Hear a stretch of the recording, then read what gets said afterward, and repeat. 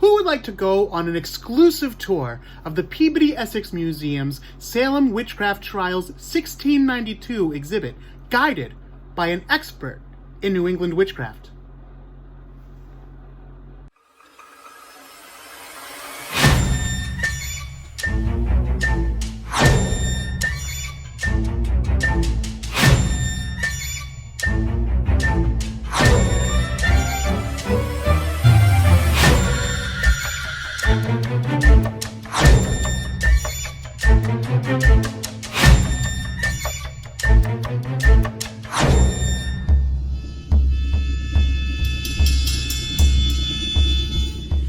If you're watching my videos, then you've probably noticed that I am rather passionate about the 1692 Salem Witchcraft Trials.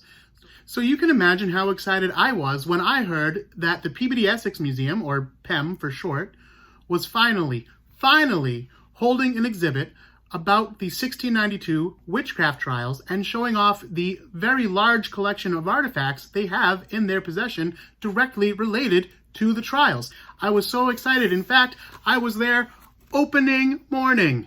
Based on the way I'm about to rave about this exhibit, you might think that I am being paid by the Peabody Essex Museum, but this is not true. I assure you, they have not given me any kind of money, any kind of consideration, any kind of benefits other than exclusive access to the exhibit and a wonderful, wonderful tour guide to discuss several of the items, although not nearly as many as we might have wanted to, several of the items in the exhibit. But I will do a quick commercial for myself. Now, I am the Witchfinder General of Salem, Massachusetts. That is a street performance that I do in Salem in October. But this being the year 2020 and us being health and safety conscious for everybody involved, I am not performing on the street this year. So I am making these educational, hopefully, YouTube videos in an effort to recoup some of that lost income. If you enjoy the videos that I put out here on YouTube and you find that they have some kind of value, I invite you to donate to my GoFundMe. That is gofundme.com/witchfinder20. And you can also follow me on Instagram at Witchfinder of Salem. Our guide today is Emerson Tad Baker. He is the Vice Provost and a Professor of History at Salem State University. He is the award-winning author of several books about colonial America, including A Storm of Witchcraft, The Salem Witch Trials and the American Experience, which examines the witchcraft trials through a rather unique lens. He was also a consultant on PEM's 1692 exhibit. Recently, he was gracious enough to take some time to discuss some of the items in the exhibit with yours truly. Okay, so Professor Baker, first of all, thank you for joining me here and showing me around a little bit the 1692 exhibit at the Peabody Essex Museum. And I wanted to start by looking at this exhibit right here. This is a panel from the wall of the Salem Jail. Yep. And the reason I wanted to start here is because when I was here on opening morning, because I was so excited to see this exhibit, which hasn't been seen in 30 years, a lot of these items, yep. I looked at it and I said, oh, that's interesting. It's a wall from the jail. It's brown. It's wood. That's very interesting. And I kind of was more excited about the documents, and I wanted to really look at them. And almost as soon as I left, I felt bad because I said, I kind of just like skimmed over what this wall would have been witness to. Exactly. Yeah. So I wanted to take a moment now to kind of give it a moment in the sun, and I think I'll let you share your thoughts on it, and then if I have anything to add, I will. But so this to me talks about the tragedy and misery of the Salem witch trials. I mean, what most people don't realize is that, you know, it's bad enough that you have 19 people executed, hung as witches, 1 pressed to death, 5 die in prison. Okay, that's a horrible sort of debt. But if you think that there's about another 150 people who are accused and imprisoned, some cases for a year or more, and they're not in a nice correctional facility, as we might say today, right? They are in what we would call a dungeon. The Salem Jail was full. It was so full they had to send people down to Boston and Cambridge and Ipswich to the jails. And jails were not meant, you know, for long-term care. You were basically, they'd throw you in this horrible place until you were brought onto trial, and you could it could be weeks, it could be months, and you were in there. It's literally, imagine, in like a dungeon with these large wooden walls, stone walls, dirt floor, little or no window, no fresh air. You're sitting there chained and shackled in place, and you have a bunch of people next to you. So you've got rats, you've got lice, you've got people throwing up, you've got all sorts of human waste. It just, the way it was described by someone, described the Boston jail in the 1680s as the very suburbs of hell, right? And it really was, it was just this horrible thing that it's no surprise that 5 people died just awaiting trial, right? So if you think of all these people locked up under these conditions for months and months on end, you're absolutely right what these walls saw. So to me, it really does give pause. But the other thing I'd like to point out about this is, to me, is the sadness of how close this building came to being saved. That it was only in the 1950s that this building, which had been sort of included in a Victorian structure, had survived. And it was only when they built, what the building that's there now, the old New England telephone building, that this came down. And it actually sounds like, and here talking to Dean Logkinen about this and Richard Trask, apparently the PEM was actually very close, had gotten permission to actually get all of the building when it was disassembled. Oh, wow. But when the museum showed up to get it, the contractors had already taken the pieces away, and it had gone to the dump. So what we're looking here now is a small piece of what might have been, but also too, to me, it tells the whole story of why, of how Salem has sort of tended to want to forget the trials, right? I mean, the fact that there wasn't, we think about this, basically, well, heck, this is 1956. I was born a couple years later, so almost like within my lifetime, people didn't care. There was no public outcry, and I think there was still such shame in Salem that people probably who knew, probably for the most part, unless they worked for the old Essex Institute, they probably said, well, good riddance, right? Mm. So to me, this sort of tells not only that shame and horror of 1692, but of Salem since then, and that hopefully, if it were to happen today, the building would be preserved and would be on exhibit here in the museum. Sure. I think the one prisoner that comes to my mind is Dorothy Dorcas Good, a 5-year-old girl who was eventually placed in Salem Jail along with other suspected witches, confessed witches, pirates, other criminals. Yep. And she stayed there through the length of the trial, and when she came out, she was mute. She had reverted, right, and she had basically lost her mind and needed care for the rest of her life. Her father went on to sue Salem, or trying to get some kind of payment for her care, basically, saying that she couldn't care for herself. And why wouldn't she never be right again when you consider that her mother, she was in there with her mother and her infant sibling. The infant sibling who died, and her mother who was executed for witchcraft. Right.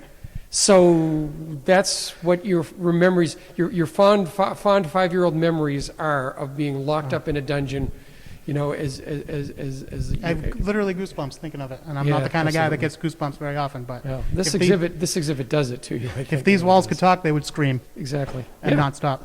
Okay. All right. So my next pick for an exhibit to look at is something that we would, in religious terms, might call a relic, something that was actually touched by someone directly involved in the witchcraft trials, a convicted witch executed for witchcraft, George Jacobs. And these are his walking sticks. What can you tell us about George Jacobs and his walking sticks? So these are amazing. And when I saw these for the first time, I just was drawn right to them because these canes actually, or at least their spectral equivalents, actually show up in the witch trials records. You have to understand, a specter is someone's ghost or spirit. And what made the Salem witch trials so different than other witch trials in America was that this evidence was readily admitted into court, and that's one reason so many people were executed. And what would happen would be the afflicted would claim that someone's specter, their spirit, was harming them. It could be it could be pinching them, it could be biting them. In George Jacobs' case, it was George Jacobs' specter was using his spectral canes and was literally beating the afflicted girls, including his servant girl. So, these objects are sort of that direct evidence, if you will, and again, spectral evidence. We can talk about that, but actually, we're in the witch trial depositions, and to me too, they also speak to a couple of things. One is George Jacobs was a very old man. My gosh, he was in his 70s, old and somewhat crippled, getting around on 2 canes when he was accused of witchcraft, and so that at a time of life when you think you would be a respected member of the community, would be safe from something like this, you have this happen to you. But also too, it speaks to the afflicted girls, because put quotes around that, afflicted girls, right? Because what we're talking about for the most part are young women. Most of the active accusers were really between about the ages of about 16 and 20, 22. Though there were some younger folk, there were even a couple of boys, there were some adult women. Anyhow, the center of the group were these afflicted teenage, really kind of girls, young adult girls, and most of them had lived pretty traumatic lives. They were servants in households. Sometimes, they were like had lost a parent or were orphaned even, and so they were kind of like at the bottom of society. And to be a servant in the Jacobs household meant that, frankly, if George occasionally took his cane to you if you weren't acting fast enough or weren't behaving properly, in the 17th century that was acceptable, not just for servants but for children, and frankly for husbands on wives and wives on children. This was not a kinder, gentler time. But having said that, it is interesting to me that if you look in the witch trial depositions, almost invariably it is these afflicted girls accusing their masters of physical violence against them. And if they had, and again, to be cuffed about a bit, unfortunately, would have been acceptable then. To be beaten within an inch of your life or something like that might have brought you up on charge. As a matter of fact, Giles Corey had been involved really in a manslaughter case of one of his serving men a few years earlier. So my point is, though, is that if you read these depositions carefully, I really think there are hints here of domestic abuse that is going on. I mean, I can't necessarily say that George Jacobs was a habitual domestic offender, but there is this interesting pattern of all of these men who were accused in the Salem witch trials of being accused of this kind of thing. The specter beat them. John Proctor's specter was accused of taking like a red hot poker and using it to burn Satan out of his serving girl, Mary Warren. And so it does make me wonder if some of these girls were sort of being beaten and treated badly. And if you try to make if a teenage girl is to complain that my boss, my master is beating me, that's not going to get much attention, right? That's not going to get you any relief. But if you say it wasn't him, but it was his specter because he's a witch, that may get you the attention you need to make the problem stop. So again, we'll never know for sure, but I kind of wonder, and God knows no one deserves to be hung as a witch, and George Jacobs is one of my favorite people in the witch trials, and I really have a lot of respect for him. But it does make you wonder about that sort of darker side of life in the 17th century, and particularly this very patriarchal society where all the power went to the heads of the households, to the men, and that many of the marginal members of society, particularly younger women, had led very difficult lives. Yeah, and I stepped aside because I wasn't sure if I was standing in front of his famous quote, which I'm sure is here somewhere. Well, I was actually looking for it, exactly. There you go. Right up on the wall. Well, burn me or hang me, I will stand in the truth of Christ. I know nothing of it. And it's really funny because I was in here when I first saw the exhibit, was going through it with Richard Trask and with the curators, and I kidded Richard Trask because I said, I know who your favorite is. His favorite, I think his favorite person in the trials is George Jacobs, in part for that quote, but also too is funny because Richard now has to use a cane, and his cane is actually a replica. Oh, wow. Of that one right there with a handle that's the same, and was originally made as a prop for the I think it was Three Sovereigns for Sarah when he was involved in the research on that. Sure. And then of course we looked over here, and you can actually see in the painting, there's George Jacob's cane, right? Yep. Now, I said, oh, we can't see the head of it to see if it's actually the same or not, but to me. So that's what this is the kind of the wonderful artifacts that are in this exhibit, things Sure. like that. Yes. And the other thing about George Jacobs, too, that I find fascinating is his granddaughter was one of the witnesses against him. Yes. And then she actually recants her confession, which does no good, of course. Right. But she also cried out of George Burroughs, the Salem minister, who was also convicted and eventually executed. And she goes to him in prison and apologizes, and they pray together. Yeah, that's I mean, again, can you imagine what a touching scene that must have been, where again this Puritan minister is accused of being a witch. Go ahead, he forgives her, right? Yeah. And yeah, it's just powerful stuff. So to me, again, just the coolest thing about this exhibit is you hear about these things, you hear this history, you grow up learning it, you see it in the Crucible or wherever else you might see it. It's right here.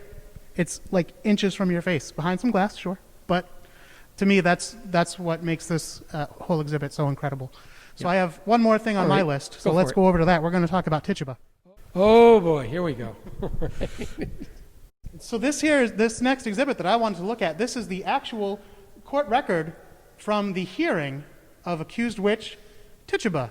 Now, she wasn't the first to give testimony, but her testimony was really what I would consider, and I think a lot of people would, the flashpoint, that like this went from a small problem, maybe we can solve it in the household, we can say some prayers, to like now this is something we have to contend with.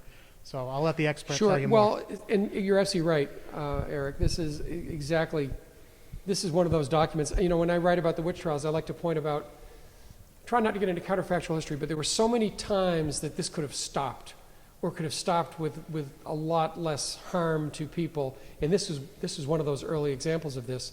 It was one thing to have Tituba confess to being a witch, but normally there were almost 100 people accused of witchcraft in New England before 1692. So this is nothing unique. The difference is usually it's only one or two people, and then something happens. Occasionally they're executed. Most of the times they're not, and it's over. When Tituba is one of the first three accused, that's kind of common. And again, who's accused? A Native American slave owned by the minister. Sarah Good, sort of an addle-minded, maybe sort of poor woman. And then also Sarah Osborne, sort of a bedridden, middle-aged woman who's of sort of ill fame. When you marry your former indentured servant, that's not a good way to get in good with the neighbors. So those are kind of, it's like round up the usual suspects. These are the typical people who are accused of witchcraft. And it could have just ended there, perhaps, if Tituba had, even if she just confessed.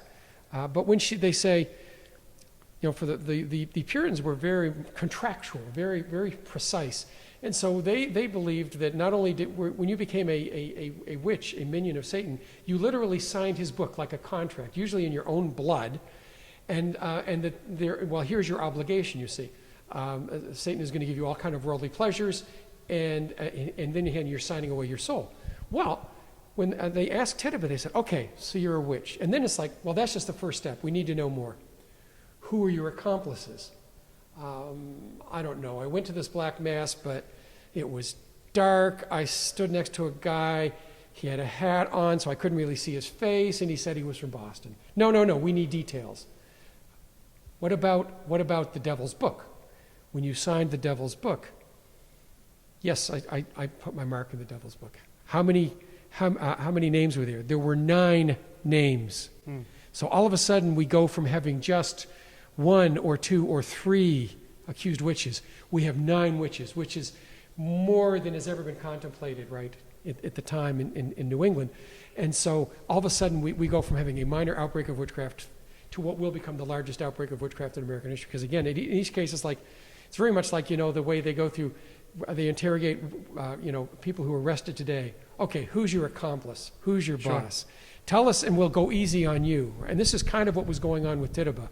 I fear that, you know, to even get her to confess, she'd probably been beaten the night before by Reverend Paris, by her owner, and she wanted that to stop. And he said the best way for that to happen was to just, come on, confess to being a witch. But once you confess, again, all right, well, who else? Who else is a witch too? I think in her testimony too, first she denies it. Right. Oh, yeah, vehemently for almost a day. Yeah. And then she says, fine, all right, I'm not a witch, but I know a little bit about witchcraft because my old master taught me. Exactly. And then that wasn't good enough. So then you have to, tell us, like you're saying. Yeah. And then when, I think there's a big misunderstanding with people that think that if you confess, that was a way to save your life. Right. That turned out to be true. Yeah. But that was not necessarily true. Right, absolutely. This is, when the interesting thing about Salem is no one who, about a third of the people accused, over 40 people, confessed. And no one who confessed died. Now, having said that, though, before 1692, the sure way to know that you're going to be executed as a witch was to confess, because there's only two ways to be convicted normally, and that would be a confession or having two eyewitness accounts that you performed an act of black magic. And I think hopefully we can agree that black magic isn't real, so it'd be hard to get someone to try to testify to that, whether it was 1692 or today. So in this case, a confession was the ideal, but in 1688, when a woman had confessed to witchcraft in Boston, she had been almost immediately tried, sentenced, convicted, executed, okay? And so usually that did not end well. So you're right.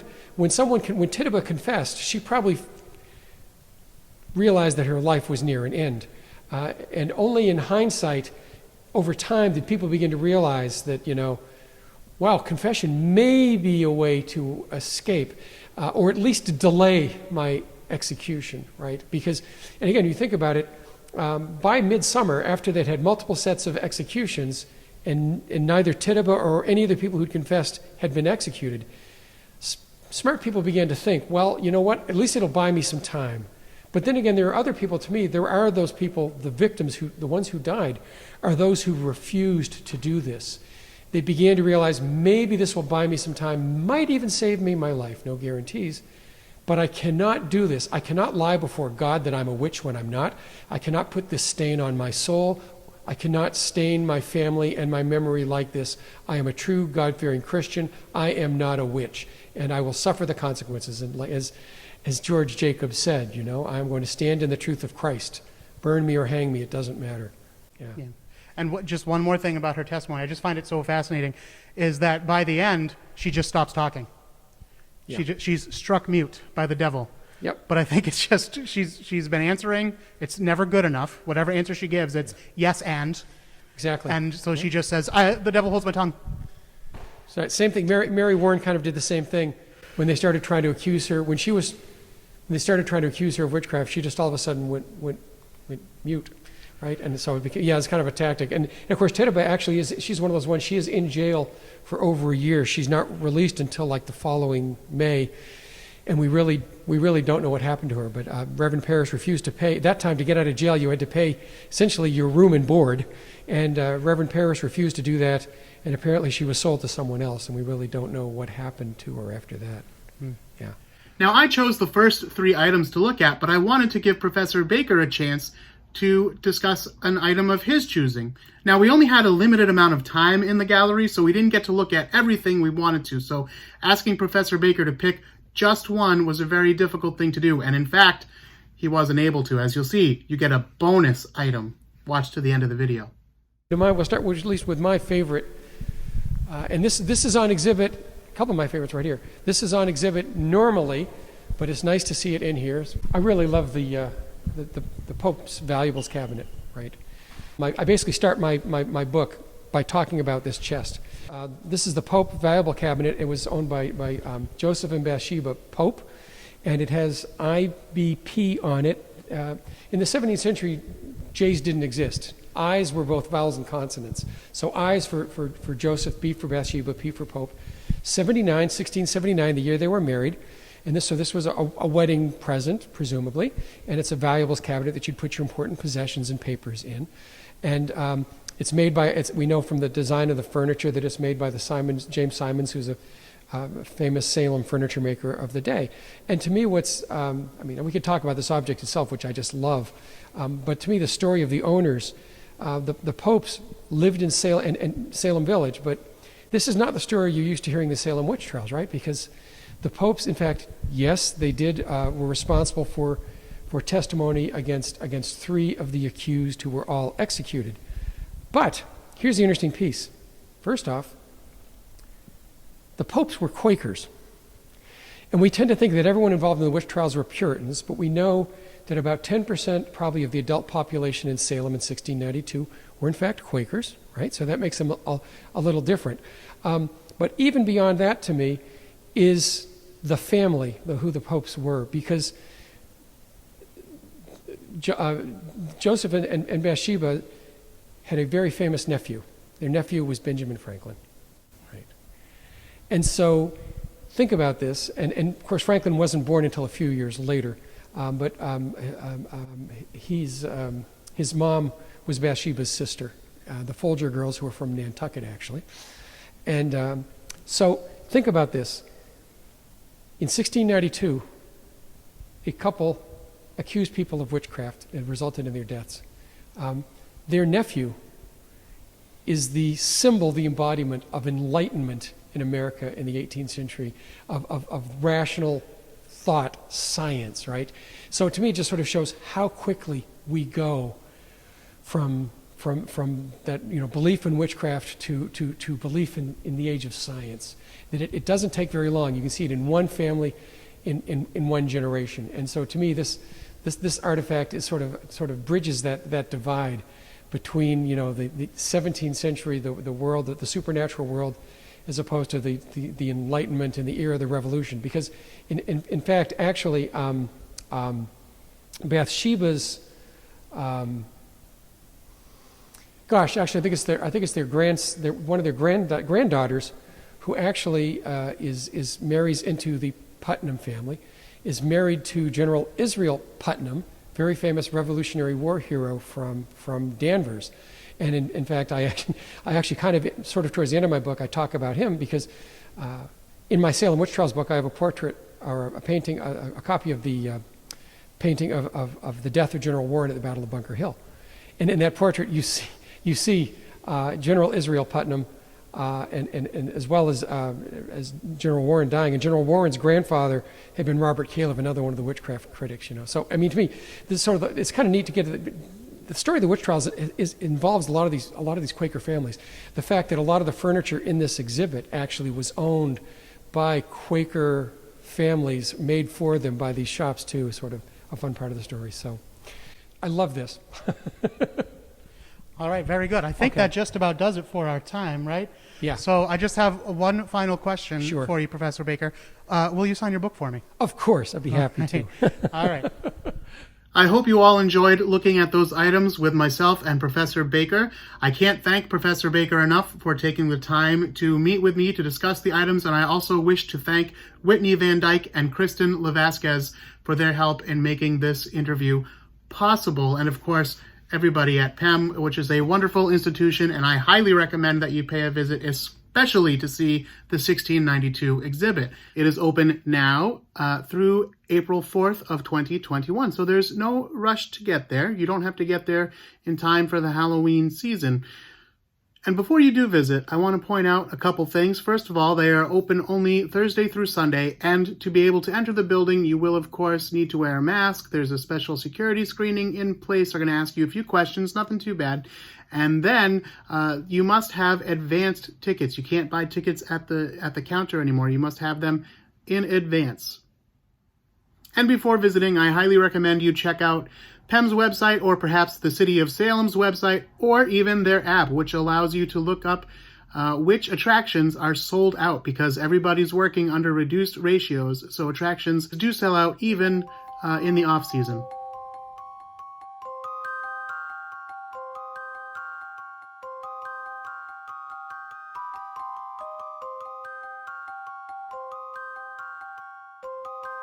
Now, like I said, as we were leaving, Professor Baker stopped us and said, I want to show you this too. So here is your bonus item.